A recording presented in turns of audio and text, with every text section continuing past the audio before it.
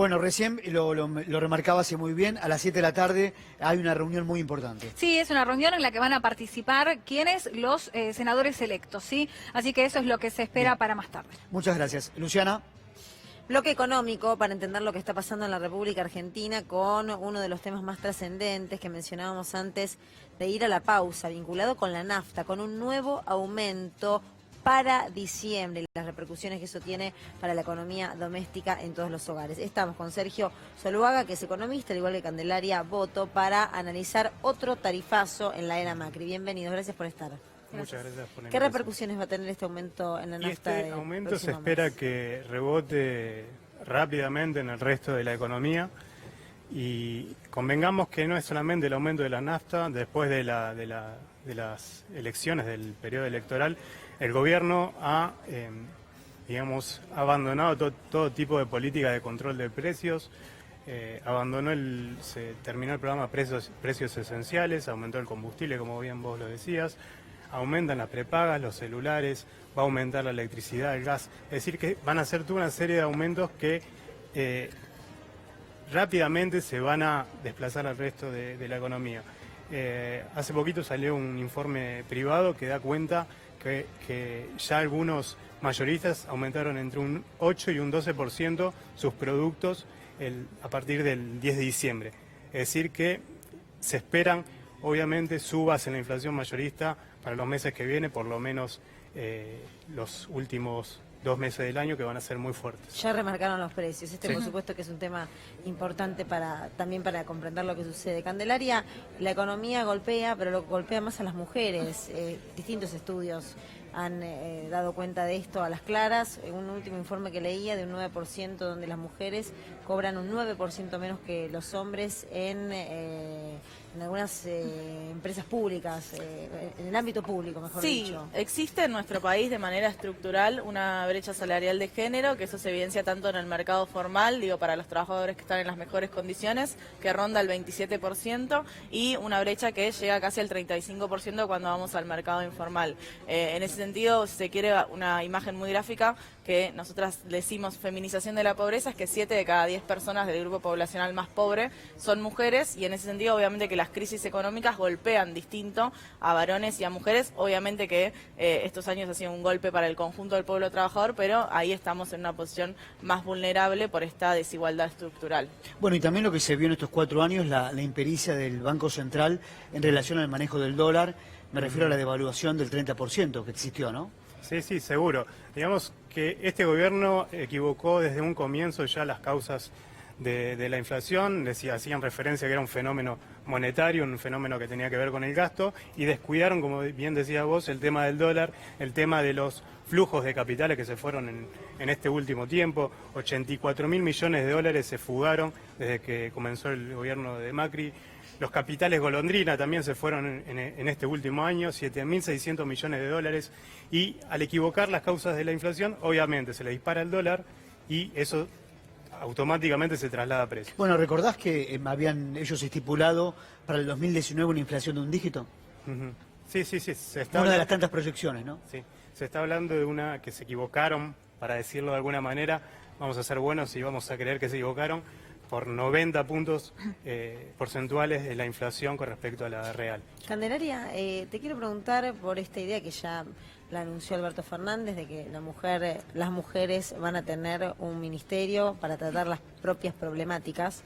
Para vos, ¿cuál es la primera problemática o cómo podría colaborarse desde la política, que es la única herramienta de transformación, en relación a esta desigualdad que vos estás mencionando, con un número que es impactante? 7 de cada 10 mujeres dentro del grupo de los considerados pobres en la Argentina son del género. Sí, justo es muy interesante esa pregunta. Si bien obviamente que darle mayor rango a lo que va a ser un Ministerio de Mujeres y Diversidad es importante, en realidad lo que hay que tener en cuenta es una perspectiva de género transversal a todas las áreas, entendiendo justamente que se nos educa y se nos trata distinto en esta sociedad, y entonces necesitamos políticas específicas sobre eso. Uno de los principales temas y aportes que hace la economía feminista tiene que ver con el trabajo doméstico no remunerado y los servicios de cuidado. Todas estas tareas como el cuidado de los hijos e hijas, hacer las compras, limpieza, cuidado de adultos mayores, que recae sistemáticamente en las mujeres, y tantos varones y mujeres tenemos 24 horas al día, entonces eso nos deja menos tiempo para dedicar al trabajo remunerado. En ese sentido, una de las demandas y exigencias que tienen los movimientos feministas, no solo en Argentina, sino en todo el mundo, tiene que ver con la exigencia de un sistema integral de cuidados. La realidad es que Argentina, cuando lo comparamos regionalmente, tiene de las licencias por maternidad y paternidad, sobre todo, más bajas, y el Estado no garantiza en ningún momento una provisión o no alcanzan los jardines materno-paternales, no hay centros de cuidado que sirvan para los adultos mayores. Entonces, el Estado tiene que empezar a generar políticas que tengan que ver con el cuidado y que repercutan y profesionalicen esta tarea que recae sistemáticamente en las mujeres. Digo, no es solo una demanda en un sentido de exigencia, sino también es una propuesta de cómo pensar el desarrollo económico. Y también te voy a preguntar a vos, ¿qué pensás de este ministerio y de cómo debería abordarse esta problemática, que también, por supuesto, que es parte de uno de los problemas tremendos que tiene la sociedad? No, seguro. Recién hablábamos con ella que hay que abordar esta problemática, digamos, de las mujeres y la inequidad de una manera que ayude a resolver los temas estructurales que están afectando a las mujeres. No es una cuestión meramente salarial, digamos que tiene mucho más puntos para abarcar, y me parece clave eso que vos mencionabas. ¿Y cómo es posible, hablando de la deuda, ¿no?, que el gobierno se vaya del gobierno con este nivel de deuda, sabiendo el país desendeudado que ha dejado?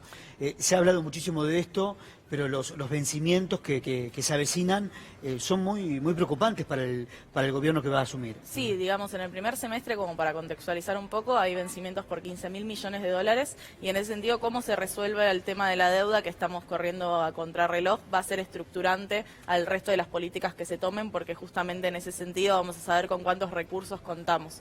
Es muy importante cómo se negocia, y por eso estamos todos tan expectantes de quién va a ser el encargado o la encargada de negociar esos términos de deuda, porque como están los vencimientos no se pueden sostener, lo sabe el gobierno actual, lo sabe el entrante y lo saben los mercados, y por eso el riesgo país está arriba de los 2.000 puntos. Digo, se viene una negociación, hay que ver cómo se va a hacer y qué se va a poner sobre la mesa.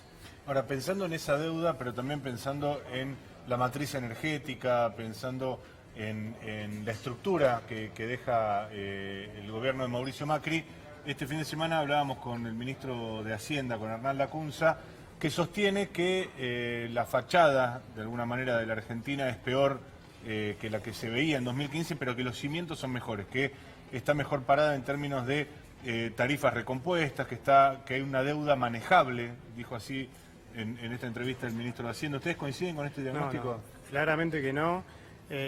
Lo que ellos llamaron la normalización de los precios de la energía o de las tarifas, claramente fue un traslado de recursos de los trabajadores de las clases más bajas hacia esas empresas. No hubo normalización, y recientemente sacamos un informe justamente por el tema energético y comprobamos que entre 2015 y 2018 las empresas energéticas ganaron en promedio 995% más. O sea, eso no es normalización, eso es traslado de recursos. Obviamente creo que el gobierno entrante va a tener que revisar nuevamente todas las cadenas, los costos de producción, y el pacto, casi 1.000% más. Casi 1.000% más entre 2015 y 2018. Ahora, ¿eso redundó en una mejora de la matriz energética? Porque también parte del discurso es, bueno, sí, hay menos cortes de energía, también uno podría decir, hay menos actividad económica, con lo cual hay menos demanda energética, pero digo, ¿la matriz energética mejoró en algo en Argentina? Los cortes siguen habiendo, es cierto que hay menos, pero ya la matriz energética en 2015 venía de un cierto periodo de recuperación, cuando ya producción de gas, de petróleo en aumento, desde la recuperación de YPF. Es decir, que yo creo que no era necesario tal aumento. Aumentos del 1000%, estamos hablando de que no era necesario tal aumento para, digamos, lograr tan poco en sentido de que no se corte un poco menos la energía. Candelaria, y esto fue acompañado por el argumento del gobierno y del presidente, de sus ministros, de que en el gobierno anterior se le estaba regalando la energía se les regalaba la energía a los Nos hicieron argentinos. creer que podías prender el aire acondicionado. Tal cual.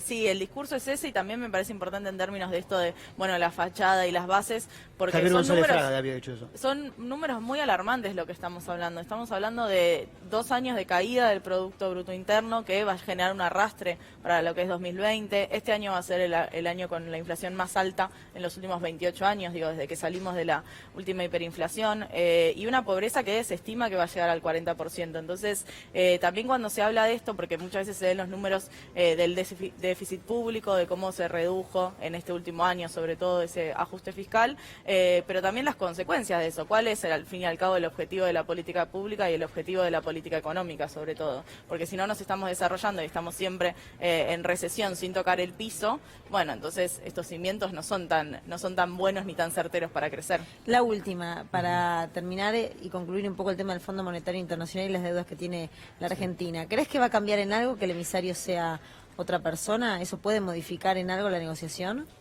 Sí, la verdad que sí puede ser, pero a ver, el problema sigue siendo muy grande y coincido que va a ser uno de los principales problemas. El año que viene se está estipulando que tenemos que devolver 63.800 millones de dólares, entonces yo creo que lo más importante va a ser la convicción de que con estos niveles de endeudamiento y compromisos que tenemos que afrontar en los próximos años, lo más importante es la fortaleza del gobierno para negociar con los acreedores externos. Muchas gracias, muy amables por haber venido.